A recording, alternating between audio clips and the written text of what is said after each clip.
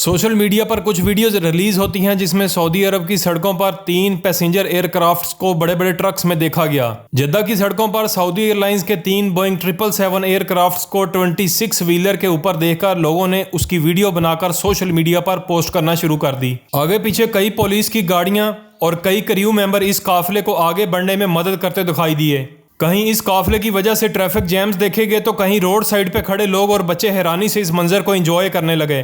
पहले तो ये समझा गया कि शायद जद्दा में किंग अब्दुल अजीज इंटरनेशनल एयरपोर्ट से इनको कहीं करीब ही मेंटेनेंस या डिस्प्ले के लिए लेकर जा रहे हैं, लेकिन बाद में मालूम पड़ा कि 100 मीटर जितने लंबे इन 3 ट्रेलर्स की आखिरी मंजिल यहाँ से 850 किलोमीटर दूर सऊदी कैपिटल रियाद है।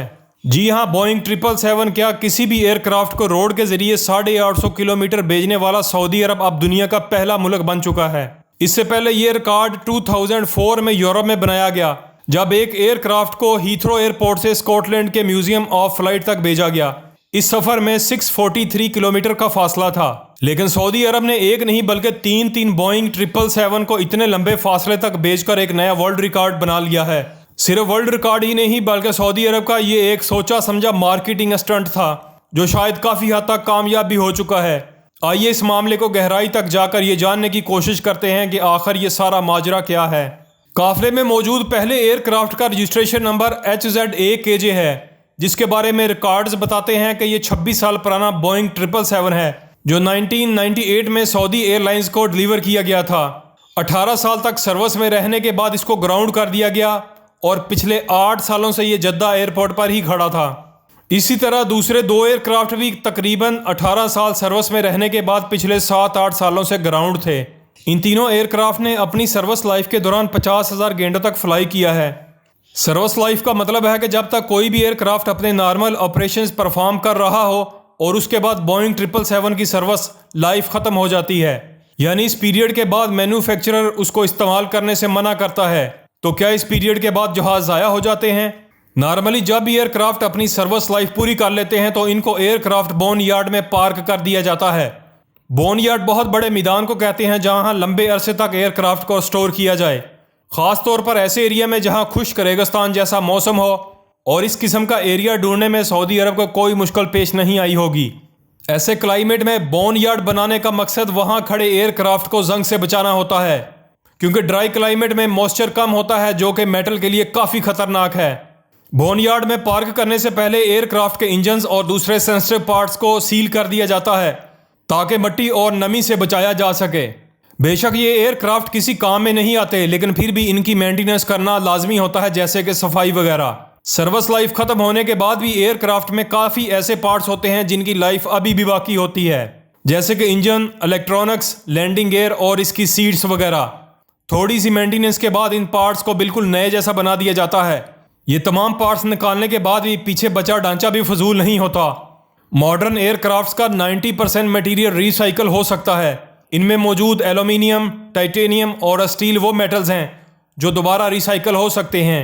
सर्विस लाइफ खत्म होने के बाद पहले देखा जाता है कि प्लेन की कंडीशन क्या है। अगर थोड़ी रिपेयर के बाद दोबारा ये चलने के काबिल हों तो अक्सर को कार्गो प्लेन में कन्वर्ट कर दिया जाता है, या फिर अगर उसके पार्ट से दोबारा कोई काम लेना हो तो वो भी पॉसिबल है, जैसा कि फ्लाइट सिमुलेटर्स। ये सिमुलेटर्स पायलट की ट्रेनिंग के काम आते हैं और इनमें से ज़्यादातर ग्राउंड हुए प्लेन्स के कॉकपिट को कन्वर्ट करके बनाया जाता है। इसके अलावा ग्राउंड हुए प्लेन्स को दुनिया भर में टूरिस्ट अट्रैक्शन के लिए भी इस्तेमाल किया जाता है, जैसा कि होटल्स, कैफ़े और म्यूजियम वगैरह। पर यह डिपेंड करता है कि जो बंदा टूरिस्ट अट्रैक्शन के लिए इस्तेमाल करना चाहता है वो एयरक्राफ्ट ट्रांसपोर्ट करने में कितना खर्चा बर्दाश्त कर सकता है। जाहिर है अगर किसी एयरप्लेन को रेस्टोरेंट में कन्वर्ट करना है तो पहले इसको खरीदने के पैसे लगेंगे और उसके बाद इसको ट्रांसपोर्ट करने का अलग खर्चा होगा, क्योंकि ग्राउंड हुआ प्लेन टुकड़ों टुकड़ों में बाई रोड या बाई ट्रेन भेजना ही पॉसिबल है। सऊदी गवर्नमेंट ने इन 3 बोइंग 777 एयरक्राफ्ट्स को अपने इसी मकसद के लिए इतनी दूर भेजने का फैसला किया, जिसमें 850 किलोमीटर तक होने वाला ट्रांसपोर्ट पे खर्चा उनके लिए इतना मैटर नहीं करता। असल में इन प्लेन्स की मंजिल है रियाद सीजन 2024। यह सऊदी अरब के कैपिटल रियाद में अरेंज किया गया एक ऐसा मेगा इवेंट है जिसका मकसद पूरी दुनिया से टूरिस्ट को अट्रैक्ट करना है।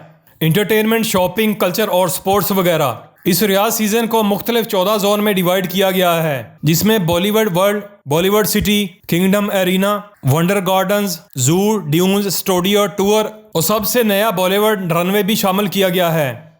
रियाद सीजन 2024 के लिए एक पूरा एयरपोर्ट बनाया गया है जिसमें रनवे कंट्रोल टावर और 3 रियल लाइफ बोइंग 777 एयरक्राफ्ट मौजूद होंगे। दुनिया भर से आए टूरिस्ट इस जोन में अपने एविएशन क्रेज को पूरा कर सकेंगे। लग्जरी एयरक्राफ्ट बॉडी के अंदर डिनर हो, कॉकपिट में या फिर कंट्रोल टावर में। एयरक्राफ्ट से रिलेटेड बेशुमार लग्जरी इंटरटेनमेंट के लिए रियाद सीजन 2024 में बॉलीवुड रनवे जोन को इंट्रोड्यूस करवाया गया है। अक्टूबर 2024 से शुरू होकर मार्च 2025 तक चलने वाला ये इवेंट सऊदी प्रिंस मोहम्मद बिन सलमान के विजन 2030 का एक छोटा सा हिस्सा है। इसको सबसे पहले 2019 में स्टार्ट किया गया था, लेकिन कोविड की वजह से उसको इंटरनेशनल प्रेजेंस नहीं मिल सकी। 2022-23 के इवेंट में सीजन की ओपनिंग सेरेमनी को 7.5 लाख विजिटर ने अटेंड किया, जिसमें सबसे ज्यादा ड्रोन्स ने एक साथ फ्लाई करके एक नया वर्ल्ड रिकॉर्ड भी कायम किया। पिछले साल सऊदी अरब 50 लाख टूरिस्ट अट्रैक्ट करने में कामयाब हुआ और उम्मीद है कि 2024 में भी नया वर्ल्ड रिकॉर्ड बनाएगा। 3 बोइंग 777 को 850 किलोमीटर तक ट्रांसपोर्ट करवाना भी असल में सऊदी का एक मार्केटिंग स्टंट समझा जा रहा है।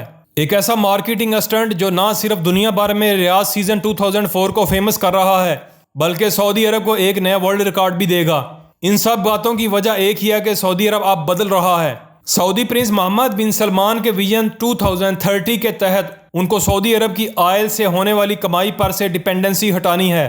पहले सऊदी अरब के लिए ऐसा सोचना भी पॉसिबल नहीं था, लेकिन अब मिडिल ईस्ट में ही छोटे से दुबई ने ऐसा करके दिखाया है। दुबई ने खुद को टूरिज्म और बिजनेस का गढ़ बनाकर तमाम मिडिल ईस्ट कंट्रीज के होश उड़ा दिए हैं। जहां पहले यूएई भी ऑयल पर डिपेंडेंट था, अब वर्ल्ड क्लास इंफ्रास्ट्रक्चर और इंटरटेनमेंट की वजह से ये डिपेंडेंसी सिर्फ 5% रह गई है। और ये सब देखकर सऊदी अरब भी अपने लिए अपॉर्चुनिटीज तलाश कर रहा है। आप खुद देख लें कि विजन 2030 के साए तले सऊदी अरब जितने भी प्रोजेक्ट्स लॉन्च कर रहा है या जितने भी इवेंट्स होस्ट कर रहा है, उनका टारगेट सिर्फ वेस्टर्न वर्ल्ड है। फिर चाहे वो $500 बिलियन का नया प्रोजेक्ट हो या रेड सी प्रोजेक्ट जिसमें 50,000 लग्जरी होटल्स और 1,000 विलास बनाए जा रहे हैं। कुछ साहल पे और कुछ रेड सी में बने आइलैंड्स पर बनाए जा रहे हैं। इंटरनेशनल इवेंट्स की बात की जाए तो 2025 में सऊदी अरब फार्मूला ई प्री होस्ट करने जा रहा है और 2020 से दक्कर रैली भी सऊदी ही होस्ट कर रहा है, जिसमें ऑफ रोडिंग ड्राइवर्स को मुश्किल रास्तों से होकर 800 किलोमीटर का ट्रैक पूरा करना होता है, वो भी सिर्फ एक दिन में। और ये तो सब जानते हैं कि बंजर और ऑफ रोडिंग ट्रैक की सऊदीया के पास कोई कमी नहीं है। जद्दा से रियाद सऊदी एयरलाइंस के 3 बोइंग 777 का ये सफर किसी भी तरह से आसान नहीं था। सबसे पहला टास्क तो एयरक्राफ्ट्स को ट्रांसपोर्ट के लिए तैयार करना था, जिसमें प्लेन्स के विंग्स और टेल को निकाला गया। पीछे उसकी बची मेन बॉडी और इस 200 टन वजनी मेन बॉडी जिनको उठाने के लिए स्पेशल क्रेन्स का बंदोबस्त किया गया और इसको लिफ्ट करने के लिए स्पेशल नाइलून बेल्ट्स का इस्तेमाल किया गया ताकि बॉडी पर कोई भी निशान ना पड़े। बड़ी एहतियात से बारीक कैलकुलेशंस के बाद 2 क्रेन्स ने मिलकर इतनी बड़ी बॉडी को 26 व्हीलर के ऊपर रख दिया। ये ट्रेलर कहलाता तो 26 व्हीलर है, लेकिन असल में इसमें 104 टायर्स होते हैं। जद्दा एयरपोर्ट से रियाद तक का ये सफर भी इतना आसान नहीं था। कौन कौन से पॉइंट पर 100 मीटर से लंबे ट्रेलर को कहां से टर्न करवाना है, ये सारा रूट प्लान पहले किया गया।